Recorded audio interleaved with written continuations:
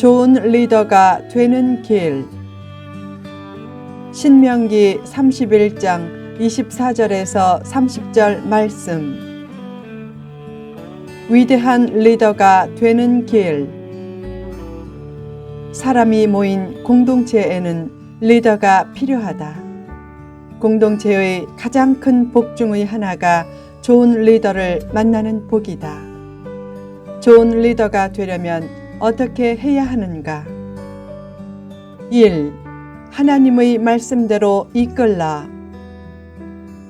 하나님의 명령대로 모세는 율법의 말씀을 책에 다 쓴 후에 언약궤를 메는 레위 사람에게 명령하여 그 율법책을 언약궤 곁에 두라고 했다. 그 조치는 모세의 말씀 중심적인 리더십을 잘 보여준다. 다른 세상 소리를 듣고 따르지 말고 말씀이 지시하는 방향으로 나아가라. 사람을 바라보지 말라.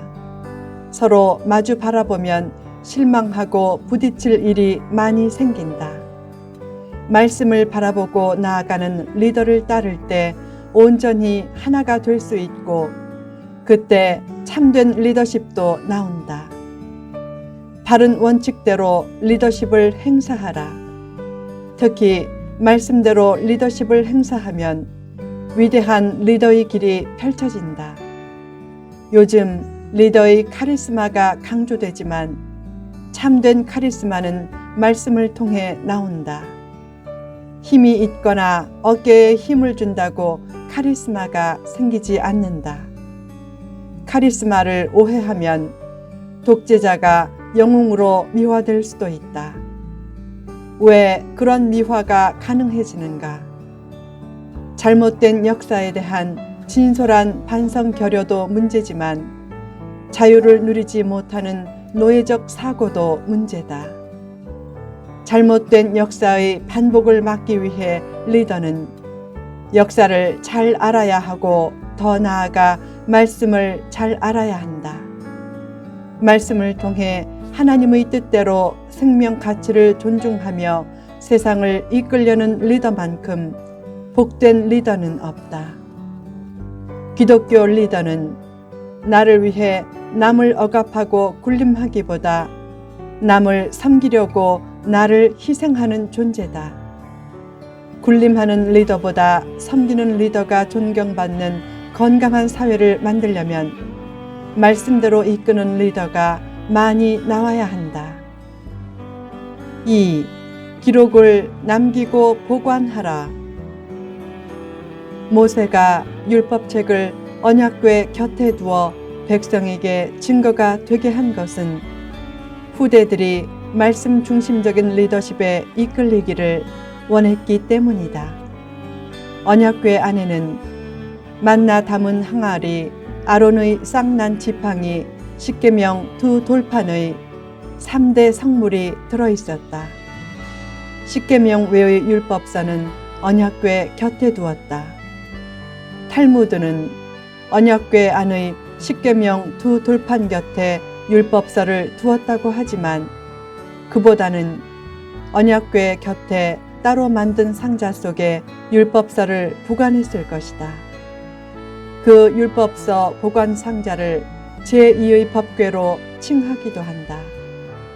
모세가 이스라엘을 기적적으로 출애굽시키고 광야에서 수많은 기적을 통해 이스라엘을 이끈 일도 위대한 일이지만 하나님의 율법을 받게 된 역사와 그 율법을 기록으로 후대를 위해 남긴 것도 그에 못지않게 위대한 일이다. 고대에 모세오경처럼 놀라운 권위가 담긴 기록을 쓸 수 있었던 것도 위대한 일이지만 그것을 기록으로 보존하도록 명령을 남겨 오래 보존시킨 일도 위대한 일이었다. 아무리 기록을 잘 보관하라고 해도 기록 자체에 위대성과 권위가 없었다면 얼마 후 사라졌을 것이다. 그 기록이 지금까지 남은 것을 보면 하나님의 손길이 그 기록과 보존의 전 과정에 개입했다고 생각하지 않을 수 없다. 그만큼 위대한 기록이 지금까지 보관되어 전해지면서 큰 영향을 미치고 있고, 심지어 첨단 과학이 발달된 지금까지 그의 필적한 기록을 만들어내기가 어려운 것을 생각할 때 성경은 하나님의 말씀이란 사실과 모세가 얼마나 위대한 리더였는지를 새롭게 깨닫게 된다. 기록의 힘은 상상 이상으로 크다. 위대한 영향력이 위대한 기록을 통해 나온다는 것은 수많은 성경 기록이 잘 말해준다. 그런 기록들을 남기지 못했다면 모세와 바울은 기독교 역사상 가장 위대한 인물로 남지 못했을 것이다. 위대한 문서를 철저히 언약궤 옆에 보관하게 하여 후세에까지 남긴 모세의 마지막 행동은 위대한 행동이었다. 왜곡하지 않고 바르게 기록을 남기고 보관하는 일은 좋은 리더가 되는 필수 요소 중 하나다.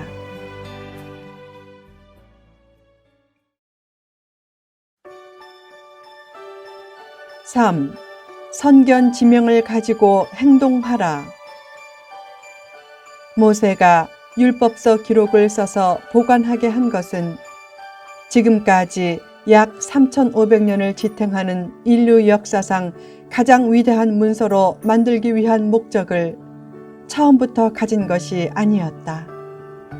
당시 모세가 기록을 남긴 1차 목표는 후대들이 가나안 땅에 들어가서 편해지면 금방 하나님을 거역할 것을 알고 그런 가능성을 줄이려고 남긴 것이었다.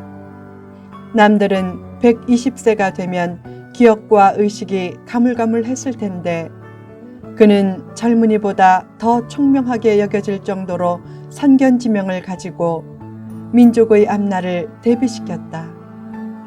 리더에게는 미래에 일어날 상황을 미리 파악해 대비시키는 능력이 있어야 한다. 앞날의 목표도 뚜렷해야 한다. 겨냥이 없으면 명중도 없다. 인생의 비극 중 하나는 뚜렷한 목표가 없는 것이다. 될 대로 되라는 식으로 살지 말라. 구원에는 뚜렷한 목표와 사명이 따라야 한다. 구원받은 방랑자란 표현은 논리적으로 모순이다. 구원받은 사람은 방랑자가 되면 안 된다. 리더에게는 앞날의 목표와 더불어 앞날의 대비가 필요하다.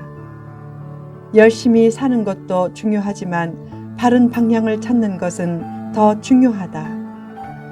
또한 잘못된 상황을 대비하는 것도 중요하다. 인생의 발자국이 늘 가지런하게 펼쳐지지는 않는다. 때로는 비틀거리는 상황이 생긴다. 원하는 것을 성취해도 공허가 뒤따를 수 있다. 바쁜 것이 다 좋은 것은 아니다. 너무 바쁘면 길과 방향을 잃어버린다. 그런 좋지 않은 상황이 얼마든지 생길 수 있음을 깨닫고 미리 준비하는 것이 리더의 할 일이다. 리더는 내일의 선도도 잘 해야 하지만 내일의 대비도 잘 해야 한다. 4. 최후까지 신실하게 충성하라. 모세는 죽기 직전에 기력이 없는 상태에서도 리더들을 자기 앞에 모이게 하고 그들의 귀에 말씀을 들려준 후 그들에게 하늘과 땅을 증거로 삼겠다고 했다. 또한 이스라엘의 배반으로 인한 비극적인 미래를 알면서도 기록된 모세의 노래를 이스라엘 총회에 끝까지 읽어 들려주었다. 힘든 노구를 이끌고 후대의 장래를 염려하며 사려 깊은 조치를 끝까지 취하는 그를 통해 최후까지 신실하게 충성하는 리더의 모습을 보게 된다. 최후까지 신실하게 충성하라. 가슴 벅찬 감동을 주는 사람은 최후까지 신실하게 충성하는 사람이다. 변함없는 충성심을 가지고 하나님을 바라보고 거룩한 사명을 향해 나아가는 한 그는 아무리 나이가 들었어도 젊은 존재나 마찬가지다. 늙음이란 거룩한 감동이 없어지는 것이다. 여전히 거룩한 감동이 있으면 그것은 젊은 것이다. 하나님이 기뻐하시는 일이라면 포기하지 말고 가슴 벅찬 감동을 가지고 계속하라. 가끔 보면 오지에 도저히 그곳과 어울릴 것 같지 않은 사람이 와서 헌신적으로 복음을 전하고 사랑과 구제의 손길을 펼친다. 그 모습을 보는 것도 감격이 되는데 그 일을 자신이 직접 수행하면 얼마나 남다른 감격이 있겠는가. 높은 존재로 여김받기에 충분한 사람이 낮은 자리로 가서 섬김의 삶을 실천하는 삶만큼 복된 삶은 없다. 낮은 곳과 음지에 있어서 사람은 내 손길을 보지 못해도 하나님은 다 보신다. 하나님이 보신다는 것만 생각해도 가슴 벅찬 일이다.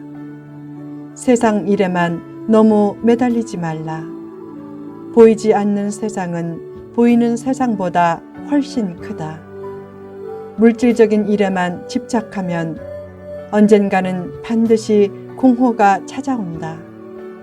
하나님의 뜻대로 가슴 벅찬 감동을 가지고 최후까지 신실하게 충성하라. 좋은 일을 더 많이 못하는 아쉬움이 깃든 거룩한 자존심을 가지고 자기 사명에 충실하고 불의한 현실에 의로운 손길을 한 번이라도 더 나타내므로 좋은 일에서 꼬리가 되지 않고 머리가 되는 거룩한 인물 리더가 되라.